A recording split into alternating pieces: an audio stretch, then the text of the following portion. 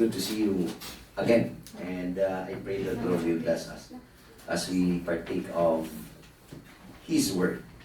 After sa preaching ko pa ang Lord's Supper. Oh, Pastor. Okay. Pray tayo. Let's pray. Loving Heavenly Father, we thank you for today. We thank you for the grace and the love that thou hast given unto us. We commit this time to you as we ponder upon your word. And we pray that at the same time, we will have the prepared heart and mind to receive your word. And also with gladness apply them into our personal lives. Forgive us from all our sins, remove anything that would hinder us from enjoying your word. At the same time, be gracious to your servant. Thank you for answering this prayer. We commit and we ask all these things in Jesus' name. Amen. Amen. If you have your Bibles with you, our reference is found in Genesis. This is the continuation of the preaching that we have to you yesterday. This is a two-part preaching actually yesterday and coming from Genesis 3. So I will be reading verse 8 down to the last verse of this chapter. Genesis chapter 3 verse 8 to 24. Just follow it with your eyes. I read. And they heard the sound of the Lord God walking in the garden in the cool of the day, and Adam and his wife hid themselves from the presence of the Lord God among the trees of the garden. Then the Lord God called to Adam and said to him, "Where are you?" So he said, "I heard your voice in the garden, and I was afraid because I was naked, and I hid myself." And he said, "Who told you that you were naked? Have you eaten from the tree of which I commanded you that you should not eat?" Then the man said, "The woman whom you gave to be with me, she gave me of the tree, and I ate." And the Lord God said to the woman, "What is this you have done?" The woman said, "The serpent deceived me, and I ate." So the Lord God said to the serpent, "Because you have done this, you are cursed more than all cattle, and more than every beast of the field. On your belly you shall go, and you shall eat dust all the day of your life." Verse 15. "And I will put enmity between you and the woman, and between your seed and her seed. He shall bruise your head, and you shall bruise his heel." To the woman he said, "I will greatly multiply your sorrow and your conception. In pain you shall bring forth children. Your desire shall be for your husband, and he shall rule over you." Then to Adam he said, "Because you have heeded the voice of your wife, and have eaten from the tree of which I commanded you, saying, you shall not eat of it. Cursed is the ground for your sake. In toil you shall eat of it all the days of your life. Both thorns and thistles it shall bring forth for you, and you shall eat the herb of the field, and the sweat of your face you shall eat. In the sweat of your face you shall eat bread, till you return to the ground, for out of it you were taken. For dust you are, and to dust you shall return." And Adam called his wife's name Eve, because she was the mother of all living. Verse 21. Also for Adam and his wife, the Lord God made tunics of skin and clothed them. Then the Lord God said, "Behold, the man has become like one of us, to know good and evil. And now lest he put out his hand and take also of the tree of life, and eat and live forever." Therefore the Lord God sent him out of the Garden of Eden to till the ground from which he was taken. So he drove out the man, and he placed a cherubim at the east of the Garden of Eden, and a flaming sword which turned every way to guard the way to the tree of life. This is the word of the Lord. May the Lord bless the reading of his word. As you can see, the title of our message this morning is "The Consequences of Defying God's Word."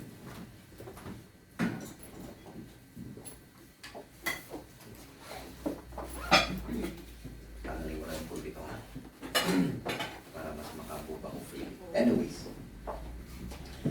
this particular passage is about missing God's desire actually for man. Or missing the purpose of God. Nilagay ko lang dyan yung missed paradise para merong curiosity. Ano ba yung nasa paradise? Kasi lahat ng opportunity nandun sa paradise.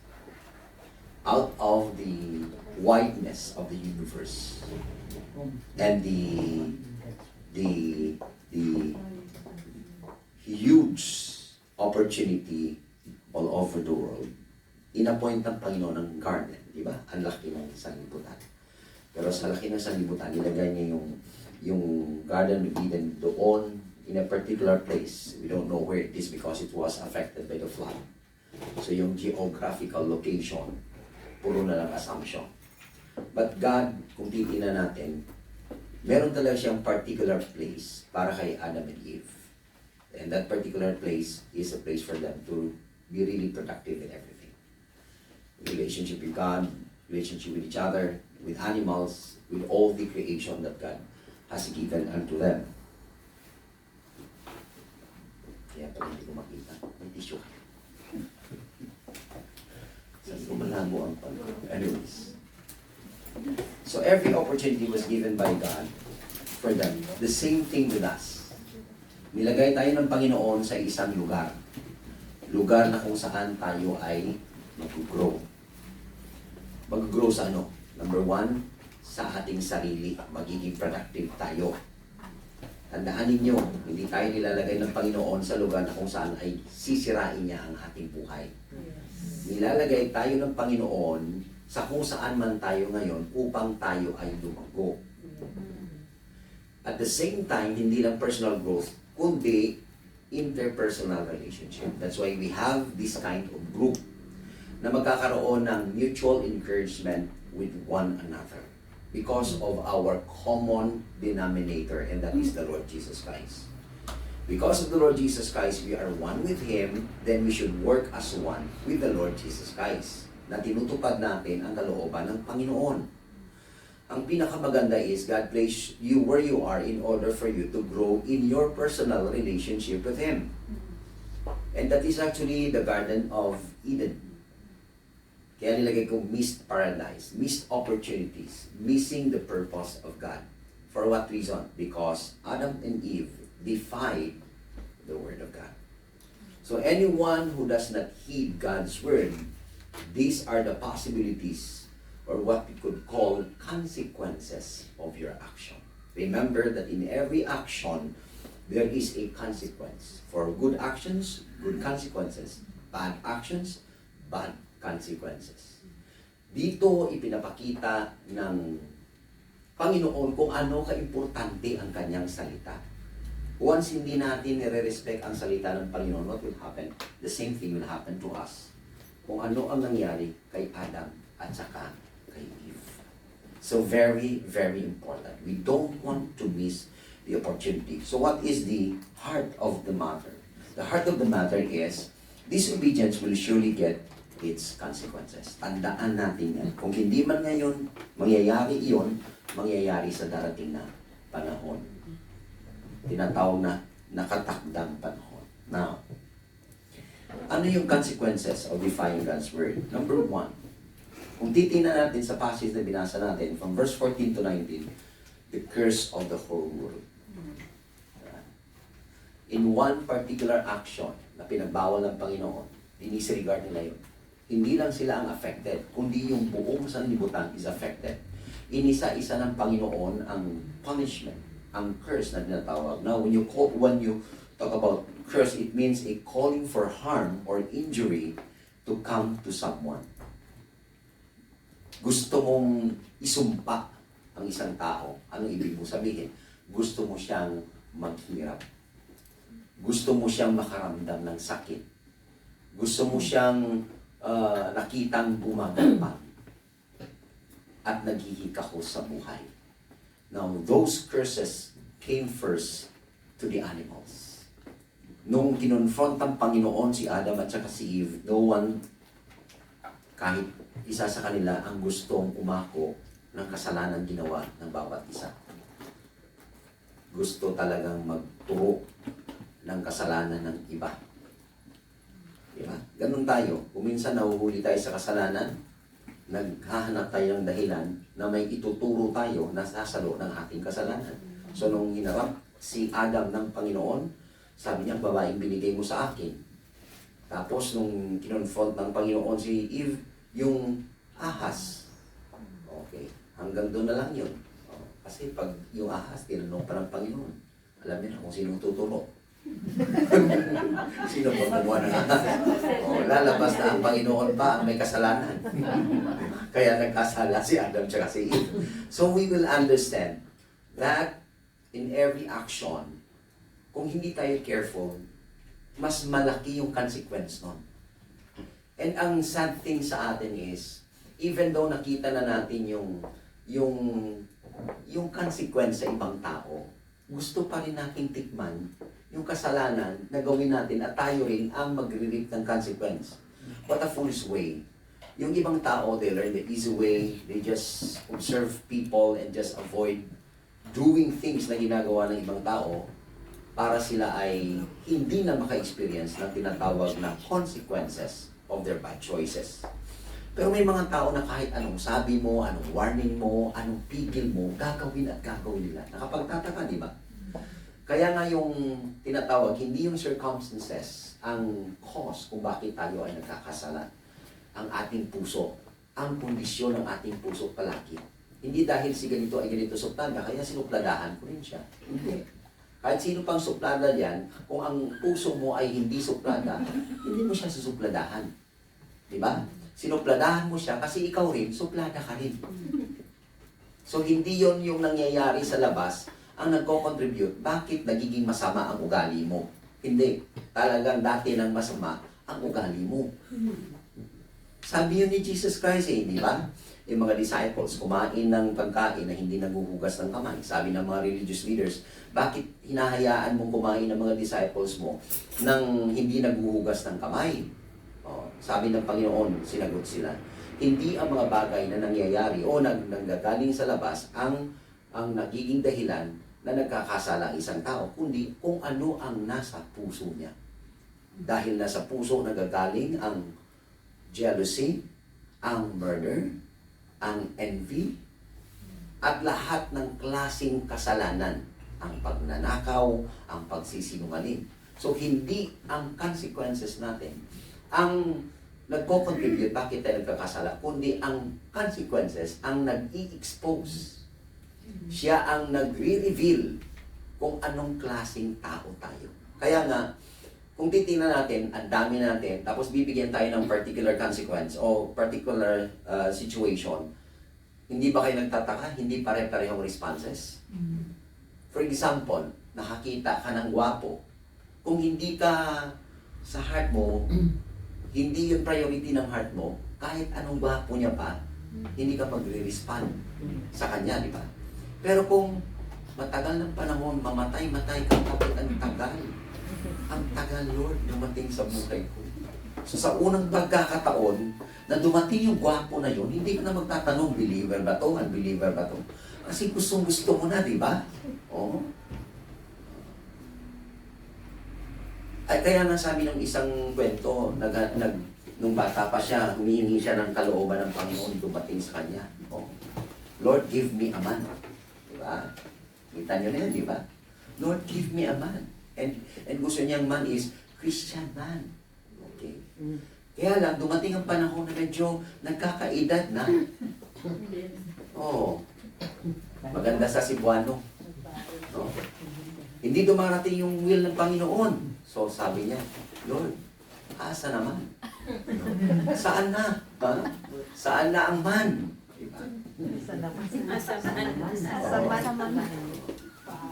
Paasa man. Nung huli nang wala na talang, mukhang wala ng pag-asa. Lord, kahit sino na ang man. Bahala ka. Nawawala na ng pag-asa. That's the condition of our hearts.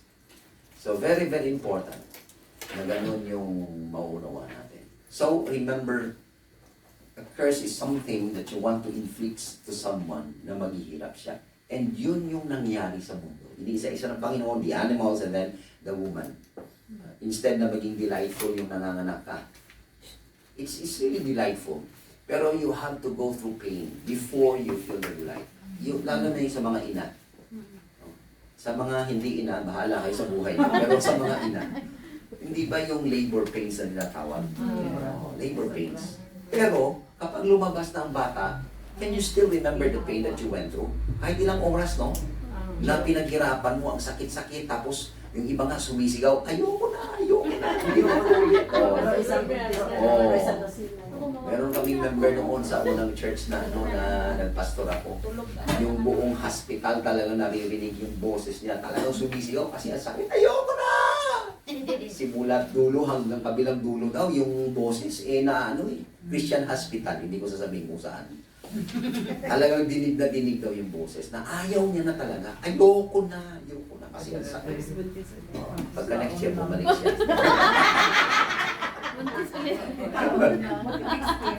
Nahiya na siya siguro sumigaw ng ayoko na kasi pangalawa niya na diba? Pero after the pain, you feel the delight. Actually, kung hindi sila nagkasala, it's just the delight. There's no pain in it. And another thing is, ayaw pa nating tanggapin, the wife should submit to the husband. Konsekwensyon ng kasalanan na ikaw ay naloko ng ay hindi kayo. Si Eve, naloko ng ahas. So, dahil nag-give in siya sa panluloko ng ahas, sabi ng Panginoon, you will submit your husband. And then, wonder of all wonder, nung si Adam na, sabi ng Panginoon, dahil nag-disobey ka, I will curse the ground. Hindi si Adam ang kinurse ng Panginoon. The serpent was cursed, Eve was cursed or punished, kung ayaw yung sabihin cursed. Pero pagdating kay Adam, bakit ang ground? Di ba? Narinig ko yung teacher ko nito. Kapipreach siya ng last week, sabi niya. Kasi ang meaning ng Adam is dirt. Earth or dirt or ground. Sa buong buhay natin, ang tao ay exposed sa tinatawag na dirt. Di ba? Kaya kung saan ka nang galing, doon ka babalik. And what happens to the ground? It will be hard for Adam to work. So instead na delightful din yung work na tinatawag, pareho sa babae na delightful ang mga anak. Instead na delightful, ngayon naghihirap tayo. Tingnan nyo, kalahati sa inyo, wala dito. Nagpuyat, pinagtrabaho, hindi makarating. Bakit? Reasonable naman. Kasi nagpuyat nga at saka pagod. Hindi mo alam anong tambak na huhugasan niya sa kanya. I don't know how we can imagine, lalo na kapag yung amo niyo maraming guest. Naalala ko noon sa una, kahit hirap na hirap, si Ate Bibi, Kabilyo, di ba? Laging tambak yung trabaho noon eh. Pero she finds time to come here. Pero makikita mo, pagod na pagod talaga. Kasi yung amo nun mahilig sa party-party, di ba? So sana yung amo na next ninyo, walang hilig sa party. Ang hilig niya magbigay lang na magbigay. Pagandang amo yun. But anyways, work became hard for man. Kaya nga nagtutoil tayo, kaya nga nandito tayo sa abroad. Di ba? So, this is a missed opportunity because God actually cursed the ground, the whole of the earth. And then the second thing is when you defy the word of God, the second consequence is the cancellation of paradise. Hindi na kayo titira doon. Anong ginawa sa kanila? Pinalis sila, nilagyan ng flaming sword, pinabantayan talaga na hindi kayo makakabalik sa Garden of Eden. Imagine that. Ano ang sabi ko kanina? It's the place of opportunity to grow. And what had happened is, all of them, yung sarap ng buhay na kumukuha ka lang ng kakainin mo, hindi ka naghihirap, di ba? Yung hindi kayo nag-aaway ng partner mo, alam mo, ang hirap na kapag nagtatrabaho kayo, ang hirap na nagtrabaho, tapos nag-aaway pa kayo pag-uwi. Kasi nga, pagod kayong pareho. Can you imagine that? Have you experienced that? Na instead you are just about to rest. You want to rest. You don't want to talk. May mga tao na gano'n, di ba? Pag-uwi, ayaw lang makipag-usap. Kasi nga, gusto na lang matulog. Kasi nga, pagod nga. Kasi ang taong pagod, pag na-stress siya, madali rin siyang magalit. Kaya importante ang rest. Alam niyo ba na ang rest is our recovery to sanity? May kaibigan akong pastor, talagang 4 days hindi nagre-rest. Nagba-Bible reading siya, ino-online niya, sa passion niya for the Lord, na wala na sa lugar. Bakit? Hindi kumakain, nagfa-fasting, basa ng basa, hindi natutulog. Pagka 5th day, nag-nervous breakdown. Nagulat na lang kami one morning na sabi ni Jeannie sa akin, si nagla-live. Iba-iba na yung sinasabi. Pinapakinggan ko. Wala na. Hindi na nagdudugtong-dugtong yung senses niya. Pinuntahan ko. Sabi ko, ayoko. Sabi ni Jeannie, puntahan mo. Ayoko. Natatakot ako. Kung kayo ang laki-laki ng tao. Tapos nag-nervous breakdown. Nag-nervous breakdown talaga. Kasi walang rest. Oo. Sabi niya, akala ko kaibigan kayo. Magkaibigan kami. Pero alam ko naman kung in danger na ako. Kahit magkaibigan kami, hindi ako lalapit. Diba? Sino ba namang matinong tao ang lalapit na alam mo na magiging dangerous yung situation. Talagang kinausap niya ng kinausap hanggang nag-convince ako, puntahan mo na. Parang nagsisisi na ako. Na si Jeannie asawa noon. Pinuntahan ko talaga. Pagpunta sa akin, sabi ko, nag-knock ako sa door. Sabi niya, sumisgaw, how are you? Sino ka? Sabi ko, si Pastor Abraham Gabinera. Binuksan niya agad yung gate. Oh, you are the high priest. Yun yung sinabi niya sa akin. Lumuhod sa harapan ko. Lumuhod. Sabi ko, don't kneel down. I am not God. So, tumayo siya. Tumayo talaga. Tapos sabi niya, hinihintay kita. Ikaw ang high priest ng Silay. Galing. So pumasok ako kasi pala yung ibang mga pastor, nung pumasok, before sa akin, pinagbabato niya ng pera. Ganda no? Sana ako sa una. Pinagbabato niya ng pera. Alam niyo sabi niya sa mga pastor na unang pumunta, ang gusto niyo lang sa akin, bakit nandito kayo? Pera ko. O ayan na, pinagbabato daw sa harapan nila. Talagang tinamaan sila. 30K daw yung laban, sayang. Ganon din yung susunod. Kaibigan mo ko, no, you're not my friend. Sabi niya doon, basta yung mga pastor na kilala niya. Nung ako ang dumating, talagang binuksan niya agad, lumuhod at sinabi, ikaw ang high priest ng Silay. May isa akong pastor na kaibigan na hindi pa muna bumisita. Gusto niyang bisitahin sa hospital na lang. Kasi nga, hindi mo unruly na eh. So, hinuli ng pulis, nilagay sa CGD ba yung process ng ng admission. Ang hirap nung kasi during the pandemic, ang daming protocols. But anyways, to make the story short, na hospital, nandun sa mental ward, and then bumisita yung isa kong pastor na kaibigan. Tapos, sinasabi niya, anong nangyari sa'yo? And then the pastor, our friend pastor said, go to the high priest. Sabi niya, sinong high priest? The name of the high priest is Pastor Abraham. Habang pinaprocess namin siya, lagi niya sinasabi kapag may dumarating, nag-hide siya behind me. Oo. When he feels threatened, nag-hide siya. Tapos, sabi niya, if you do not forgive the sins of Silay, Silay will perish.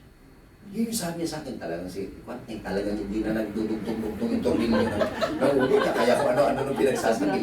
So yung pastor na bumisita, sabi niya, you visit the high priest. He will be the one who will told you kung anong nangyari sa akin. Ay, alas 11 ng gabi. Hanap yung pastor sa bahay namin kasi hindi niya pa alam yung bahay, bagong lipat kami.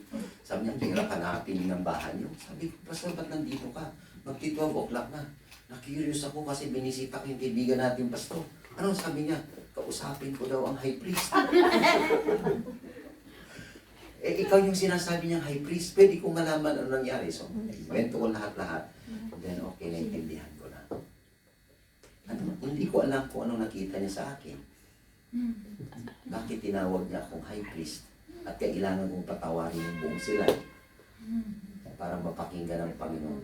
Hindi ko rin alam kung hindi talaga tama yung isip niya. Pero, just imagine, kahit wala siya sa sariling isip niya, yung paningin niya sa akin, parang high priest, no? Sana all. Grabe yung respect niya kahit na gano'n na yung dinadaanan ng buhay niya. Kasi tinutulungan ko siya. Kung may mga problema siya, ako yung nag-a-advise sa kanya. Oh, hindi naman kami sister company. Ibang grupo siya, pero every time may problema siya about ministry and everything, ako yung kinakausap niya. Oh, that's the high regard na binigay niya sa akin. Kaya siguro natawag niya akong high priest. But anyway, imagine that the opportunity, the curse given, and the canceled joy supposed to be na mai-enjoy mong lahat-lahat na pinipare ng Panginoon sa iyo. For what reason? Because you did not listen to God's word. You see how important God's word is? Grabe yung emphasis ni Pastor Mungkal kahapon, di ba? And many Christians miss the blessings of God because they disregard what God said in their life. Ang daling makinig sa Bible. Ang dali. Ang sarap makinig sa Bible, sa mga preaching, magbasa kapag inspired ka. Pero kapag ang real test kung talagang susundin mong Panginoon is kung nandun ka na sa situation, sa mga binabasa mo sa Bible. Ang pagbabasa is easy. Ang makikinig is easy. What is hard is kung ang napakinggan mo, ang nabasa mo, doon ka na sa ganong situation, ilalagay ng Panginoon. Ang sarap pakinggan na si Isaac nag-submit kay Abraham at si Abraham ay nag-obey. Di ba? Sensational.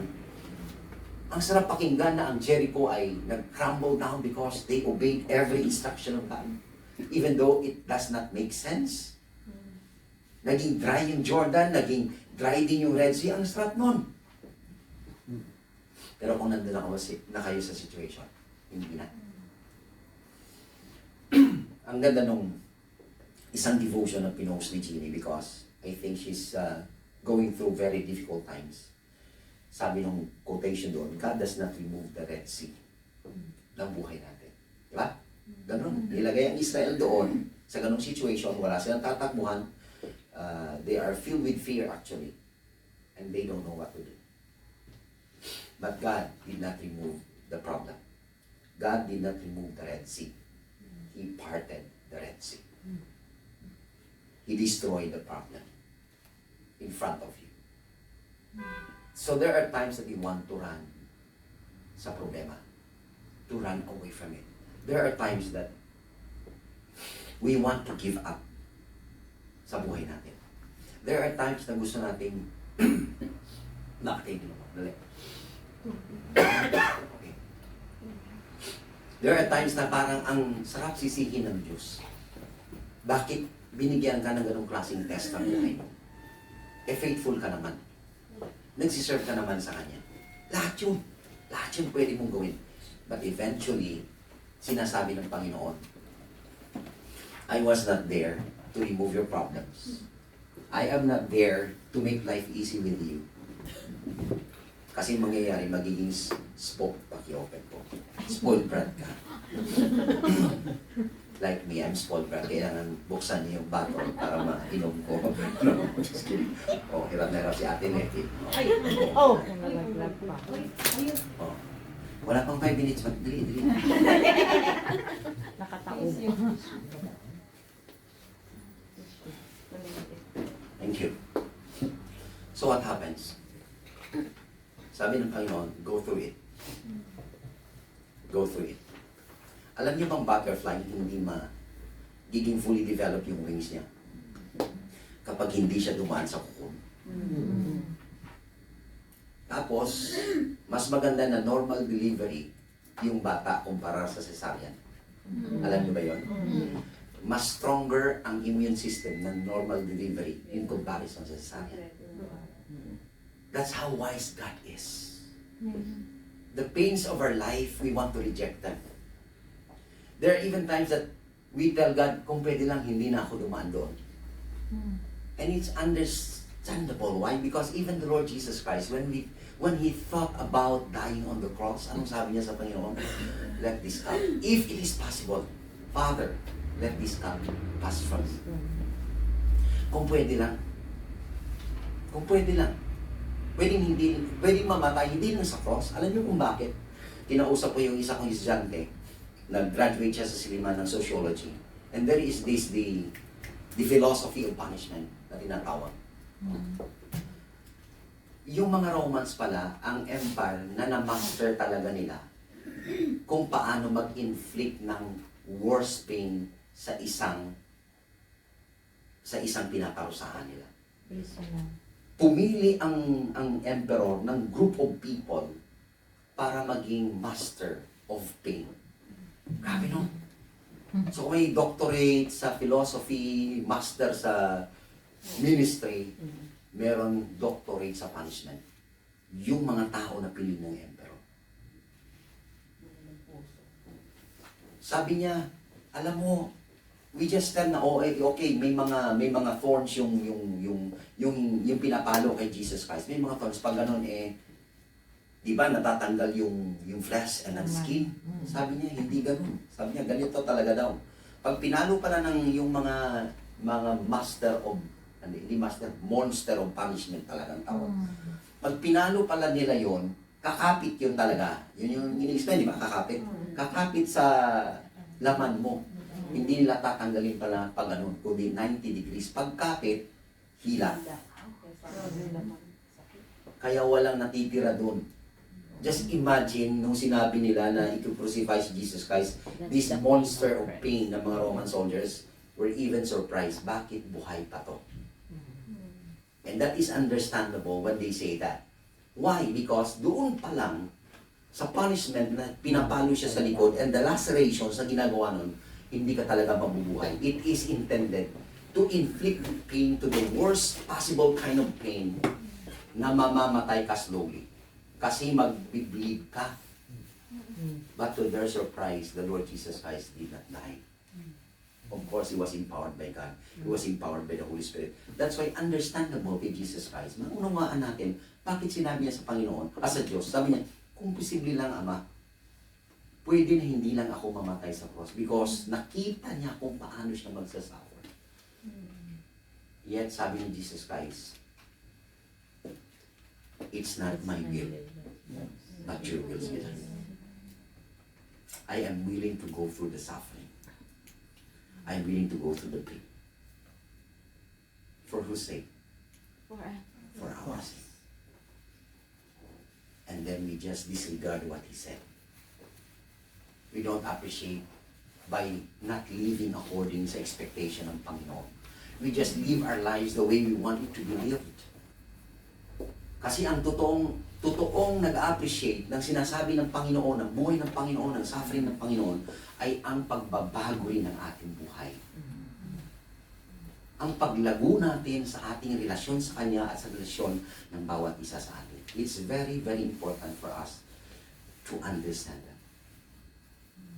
Imagine that yung cause nung ginawa ni Adam, na-cancel ang lahat. Binalik to the Lord Jesus Christ. Another word na nilagay ko sa cancellation is annulment. To render non-effect ang lahat ng blessing, ang lahat ng privileges. Because Adam and Eve disobeyed God's word. And that will happen to us also.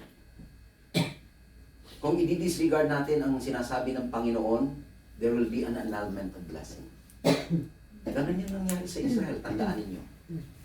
Bakit sila in-exile ng Panginoon for 70 years? Because they disregarded the covenant that they made before God. When that covenant was made between Israel, this is a conditional covenant. The covenant of law. The agreement of law. The condition is, you obey me, I will bless you. Yun yung covenant. So sa Mount Gerizim and Mount Ebal, magkabilaan, ang isa Mount of Blessing, ang isa Mount of Cursing. Kapag sumunod ka, kapag ginawa mo to, sumisigaw sila, the Lord will bless Israel. Pero pag hindi mo ginawa, doon sa kabila, sisigaw ng cursing. The Lord will curse Israel. And nakaspecify doon yung mga cursing. Kapag nagsimula nang nagde-dry yung ground at wala ng ulan, that's the early warning. Diba? Hindi na namumunga yung mga crops ninyo, that's already a sign na hindi kayo nakikinig sa Panginoon. Kapag ina-attack na kayo ng inyong enemy at wala kayong magawa, punong-puno kayo ng takot kahit mas marami kayo sa kanila, that is a sign that you are disobeying your covenant, the law, the agreement that you will obey God. And for 70 Sabbats, kaya 70 years, 70 Sabbats, hindi nila inonor ang Panginoon.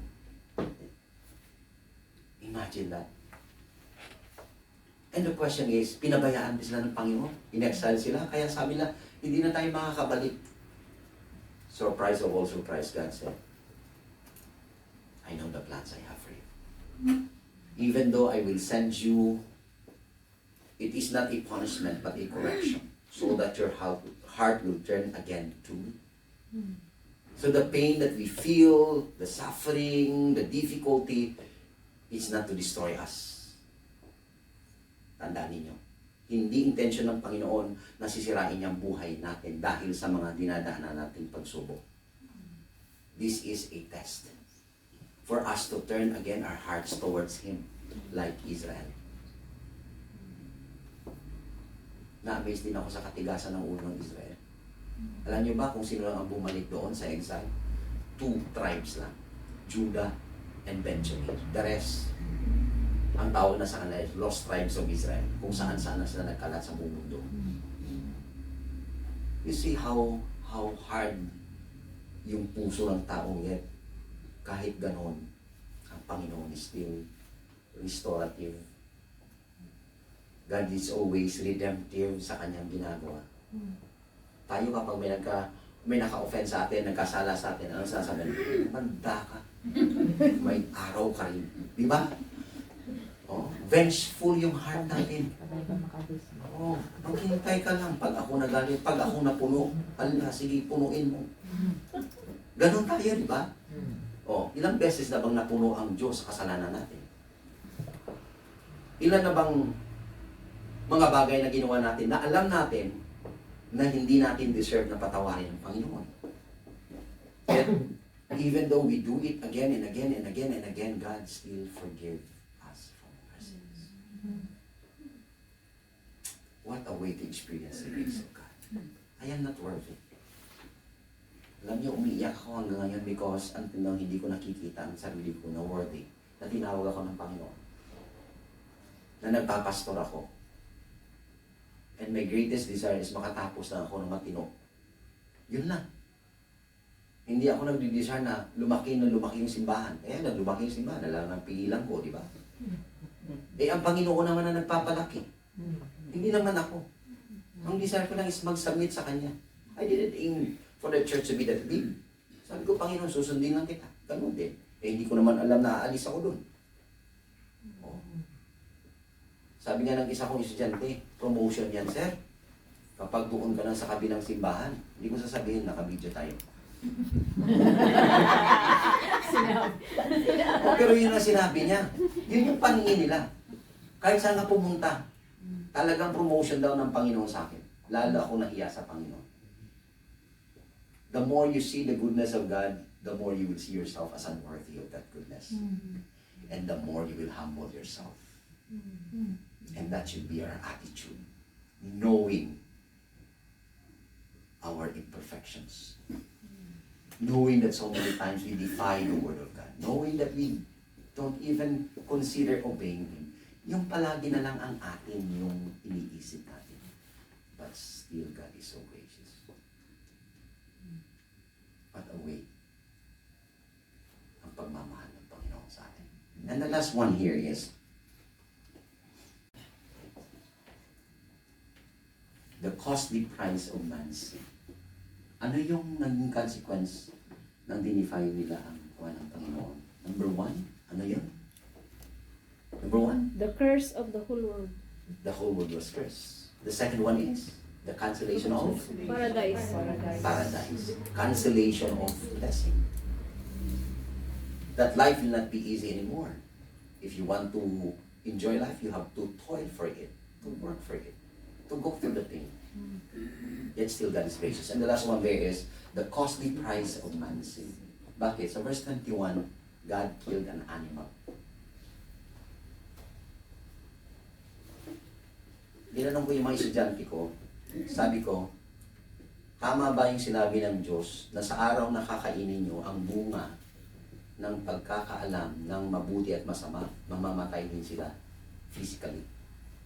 Kasi mostly tinuturo, spiritually they will be separated from God. Siguro dahil hindi namatay, hindi ko na kayo tatanong, hindi naman kayo Bible school student.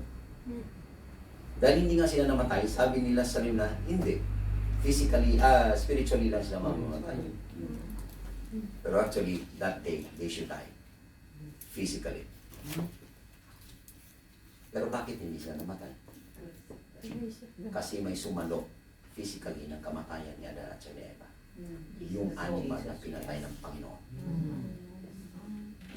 Kaya yun ang idinamit sa kanila to cover their nakedness, to cover their sin na supposed to be physically they would die on that day.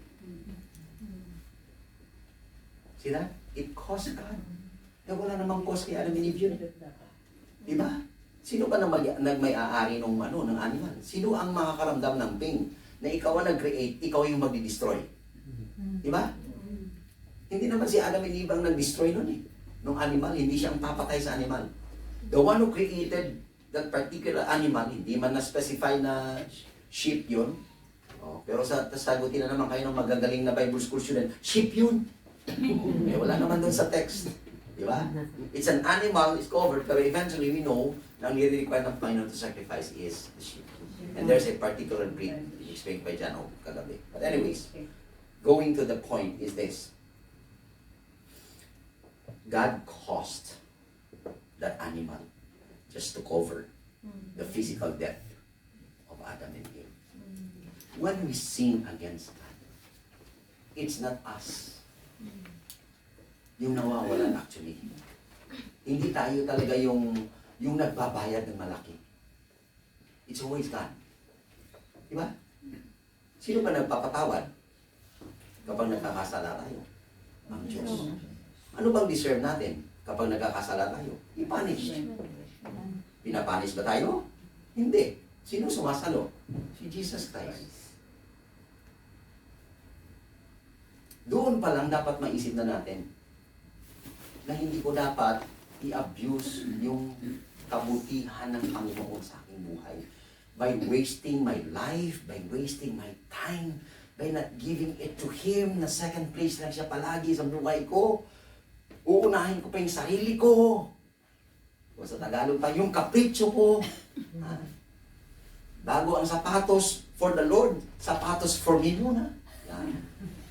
Ang sapatos for the Lord, ang labas niya, ukay-ukay na lang kasi nagamit na. You understand that? Yung damit ko for me muna bago for the Lord. Diba? Bibili ako ng damit. Sasabihin, maiksi. Hindi ko naman pang sisimba. Akin naman to eh. Siyempre, pag nagsimba ako, hahaba na yan. Oh. Para bang isineseparate mo yung luho ng buhay mo sa dapat na buhay na ikinabubuhay mo sa Panginoon. Come on. We cannot separate spiritual life from secular life. They are one.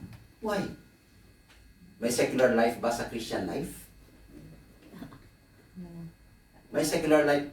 Ang mundo ang nagsabi ng secular. Hindi tayo. Hindi ang Panginoon. Walang secular sa Panginoon. Once you are saved, all of these are just one life. There is no such thing as double life. Tayo ang nag-label ng double life. Kaya gusto natin yung label. Kasi mas gusto natin yung kabilang buhay kaysa yung isang buhay. Kaya dahil gusto natin yung kabilang buhay, pag tayo ay nagpa-partner na, yung partner sumasa kabilang bahay. Kasi consequences ng gusto nating buhay. Pero kapag sinusunod natin ang Panginoon, ang kabutihan, ang biyaya ng Panginoon, they are always overflowing in abundance. And we miss that. So, earth, sabi ko, nilagay ko talaga to. Bakit nilagay ko to? How much does the earth cost? Bago nyo tingnan yan. Diba, sabi natin, walang cost. Hindi mo talaga ma-measure. Pero itong taong to, by the name of Greg Laughlin, kinalculate niya. Paano yung kinalculate? Lahat, in-estimate niya lahat ng minerals, gold, silver, and everything that is in the world. Ang earth, ang tanan-tanan na yaman ng mundo. Ang nature, Kinalculate niyang nature, ang puno, ang mga tanim, ang mga animals, and kung ano ang kinocontribute ng nature sa buhay natin. Pati ang tubig, kinalculate niyang cost. Lahat yun. And then, he added it up. And he came up with $5 quadrillion ang total cost ng buong mundo. Can you imagine a quadrillion? Sino ka nagsabi sa akin? O isa ko kaibigan ng pastor, meron siyang pinsan. Pinsan na nag-drug court. Nahulihan ng 30 million pesos. 30 million pesos yun ha, ito dollar to. Binilang daw ang 30 million overnight, hindi pa maubos-ubos. Ang 30 million lang. Imagine ang 5 quadrillion. I think you will count that for a lifetime. Patay ka na, hindi mo pa maubos bilangan ng 5 quadrillion. Bakit ko sinabi? What does it cost a man? If gain a man, if he loses his soul, he gains the whole world. So ang question, magkano ang soul ng tao? Equal sa isang mundo. Isang tao, isang mundo. Isang tao is equal to $5 quadrillion. Very precious. It's very precious. And that cost God every soul that live in this world is very costly. And it cost God. Every defiance of God cost him so much. Every Christian that defies God cost him so much. Yet, kung titingnan natin yung buhay natin, we are just wasting it away from this world. I pray that after hearing this, kung ano yung cost mo, you will start valuing yung sinasabi ng Panginoon. Makikinig na tayo, gagawin na natin. Diba? Hindi na natin iisipin mang-aaway pa tayo. Huwag na tayo maging palaban. Maging forbearing and forgiving na tayo. Yes. Narinig ko si Miley Cyrus. Diba yung kanta niya na Flowers ang naging album of the year sa Grammy Award. Kumakanta siya, nakikita ko kung ano kalalim ang bitterness niya sa kanyang buhay. Kasi feeling betrayed siya ng kanyang former husband na kapatid ni Thor, Liam Hemsworth.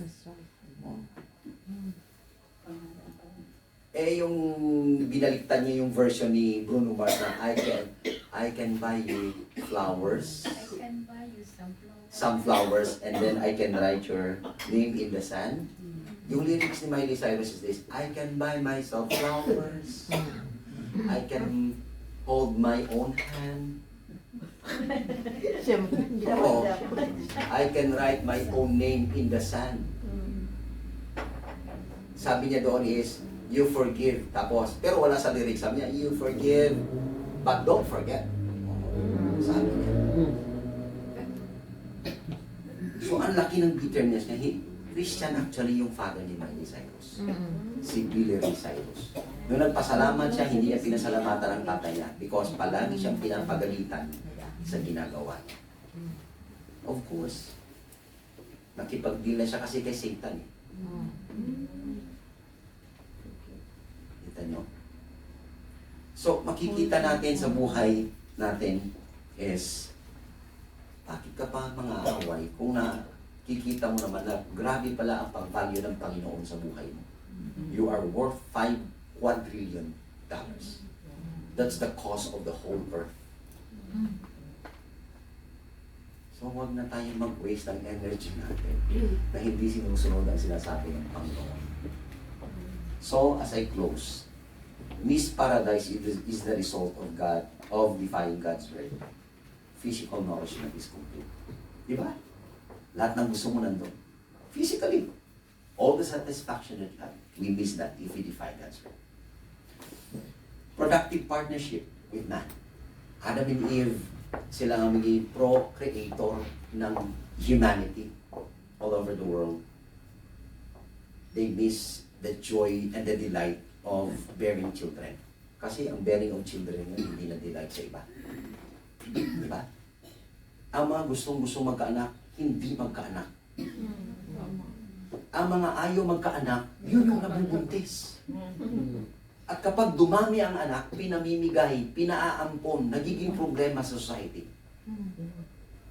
Because they have defied the Word of God, the productive, supposed to be family, becomes unproductive. And the last one there is perfect relationship with God, which is the utmost relationship that we should have. So, mamili ka. Anong dapat mong gawin? O, meron akong practical steps sa inyo. Number one, take care of our environment. Okay dito yun. Okay sa Singapore yun. Sa Pilipinas, hindi okay. Tapo ng basura kung saan saan. Diba? Puto ng puno. Yung mga aso, ang daming stray dogs, stray cats. Ang rats pala yung stray naman. We don't know how to take care of our environment. And then, treasure relationships. Dito tayo nasisira sa relationship natin. Sa bawat isa sa inyo, nandito kayo. How do you treat each other? Natitempta naman ako kung anong smell ninyo pag nagsisimba kayo sa Diyos. Sa susunod na. Hahaba na naman tayo. How do I smell before God? Am I good smelling or bad smelling? Ha? Trust God in everything. Sa lahat ng ginagawa mo, isuko mo sa Panginoon. Walang bagay na dapat hindi natin sinusuko sa Panginoon. Lahat binigay niya, tapos ikaw, may natitira pa. May isang binaptize, hindi sa akin. Binaptize siya. Bago siya i-binaptize, nanigarilyo ba? Oh, ba't nanigarilyo pa i-baptize? Huli na to. Kasi hindi na rin ko rin. Umabol pa no? Plastic. Yung iba naman, sasabihin, hindi na baptize yung that particular part ng yung isa ka. Ba't nanunto ka? Hindi na baptize to. Nakataas to, hindi na nabasa. Ganon yung testimony. Nag-baptize kami sa outreach. May isang, hindi naman siya tinatawag. Yung nag-baptize na sa mga kasama niya, bumaba rin siya. Sasama siya sa magbabaptize. Binabaptize ng outreach pastor namin yung mga member. Pag ahon, tinitingnan niya mabuti. Pag hindi nababasa masaya yung ulo. Binabasa niya mabuti. Sabi niya, basahin natin. Baka sabihin, hindi nabaptize. Nanigurado Nanigurado. Kasi yun yung dahilan na hindi naman nabasa ito na nabaptize Kaya nung nakikita niya may hindi nababasa, sinisigurado niya basahin. Sabi niya, sigurado tayo nabaptize ito mga to. So, double yung panigurado. Isang na-immerse, saka yung isang na sprinkle lang. But whether na basa tayo fully o hindi, simple lang naman yan Show obedience natin publicly sa commitment natin sa Panginoon. So very, very important. When we defy God's word, we miss a lot of things. But when we obey Him, we have all the blessings. Hindi natin ma-imagine, overflowing pa. Shall we pray? Father God in heaven, we thank you for your word. We thank you for the principles that you have learned.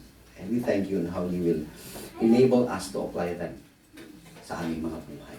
We need you to empower us to do them, Father. And remind us how important it is to really do them on a daily basis. Thank you, Lord, on how you challenge your people to submit and to obey you in everything that they do. This we commit na in Jesus' name. Amen. Particularly, number one, the death of the Lord Jesus Christ. Many times, na-reiterate yan sa message, yung sacrifice. Don't waste the sacrifice. And most importantly is, He didn't remain to be dead. He was not buried forever. And that's the biggest difference natin sa lahat ng relihiyon sa buong mundo. Lahat ng relihiyon sa buong mundo, ang founder nila, hanggang ngayon, patay pa rin. And the Lord Jesus Christ is the only one who said that He will live. No leader and founder of religion ever claimed that they will live again. Wala. Only Jesus. That's why the third significance of partaking of the Lord's Supper is anticipating of His coming again for all of us. And what a way to celebrate. That's why we said it's a celebration. Kumakain tayong masaya.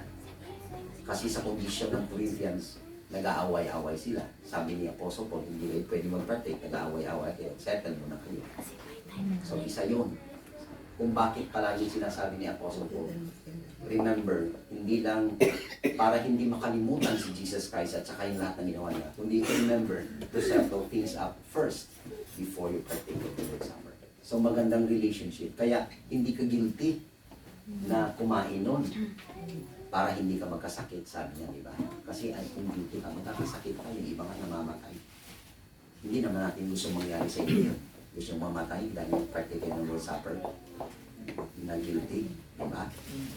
So importante na ma-honor natin yung celebration ng death, sacrifice, and the joy of anticipating the coming of the Lord Jesus Christ. So before we partake of the Lord's Supper, shall we have a quiet moment of meditation and ponder upon sa significance ng ating pag-observe ng Lord's Supper ngayon.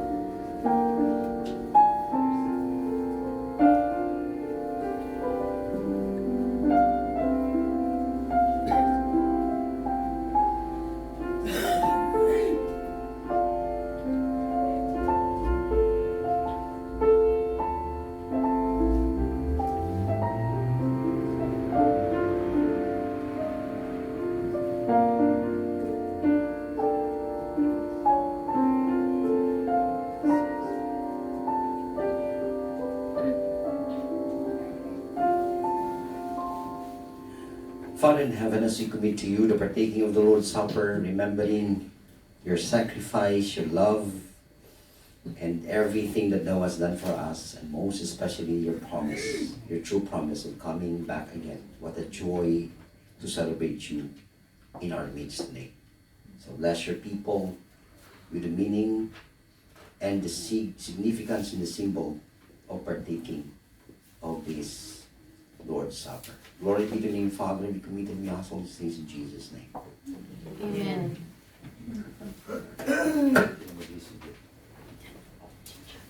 Si John.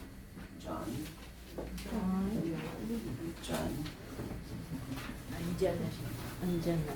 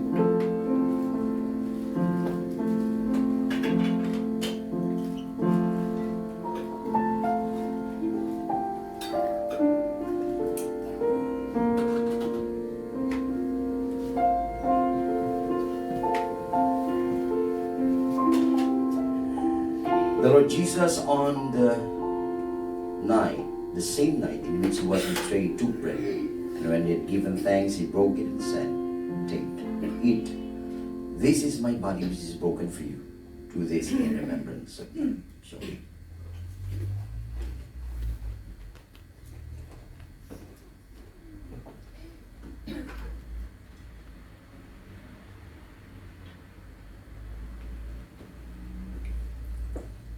in the same manner, he also took the cup after supper, saying, "This cup is the new covenant in my blood. This do as often as you drink it in remembrance of me." Shall we drink?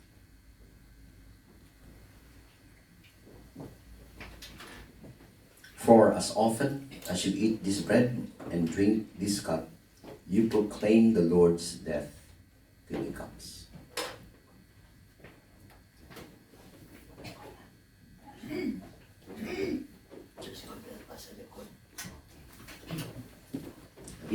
We will read our church covenant. Nasa likod na po ng mga hymnal natin. Shall we all stand up, please?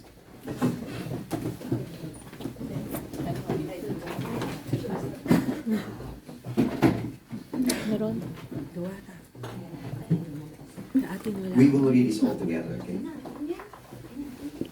All together, ready? Read. Having been led as we believe by the Spirit of God to receive the Lord Jesus Christ as our Savior, and on the profession of faith, having been baptized in the name of the Father, and of the Son, and of the Holy Ghost, we do now in the presence of God, angels and His assembly, most solemnly and joyfully enter into covenant with one another as one body in Christ.